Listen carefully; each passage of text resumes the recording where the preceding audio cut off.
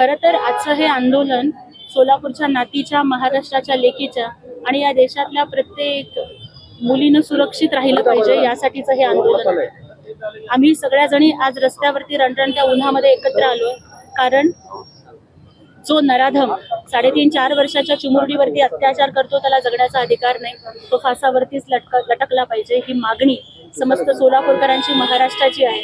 यामध्ये आम्ही पीडितेच्या कुटुंबियांच्या सोबत आहोत, आम्ही न्यायाच्या सोबत आहोत आणि नराधम जोपर्यंत फासावर लटकला जात नाही तोपर्यंत आम्ही शांत बसणार नाही, हे त्यांना आश्वस्त करण्यासाठी मी इथे आहे. जर मी एक लोकप्रतिनिधी आहे तर कुठेतरी एसी ऑफिसमध्ये बसून प्रतिक्रिया देणं हे माझं काम नाही आहे. सत्ताधारी पक्षाची खासदार म्हणून माझी जबाबदारी जास्त आहे आणि आमदार खासदार असण्यापेक्षा मी या सोलापूरची लेक आहे. ज्या अनवाणी पायानं या सोलापूरच्या रस्त्यांवर चालले, आज पुन्हा त्याच रस्त्यावरती बसून सोलापूरच्या लेकीसाठी न्याय मागताना माझं पद, माझी खासदारकी मला आडवी नाही येणार, कारण हा रस्त्यावरचा संघर्ष करतच मी पुढे आले.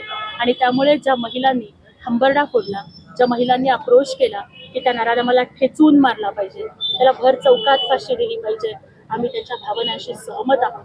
परंतु देशात कायद्याचं राज्य आहे आणि त्यामुळे ज्या पद्धतीनं माननीय मुख्यमंत्री आणि उपमुख्यमंत्री एकनाथजी शिंदे साहेबांनी, देवेंद्र फडणवीस साहेबांनी सांगितलं, नराधम जोपर्यंत फासावर लटकला जात नाही तोपर्यंत आम्ही स्वस्थ बसणार.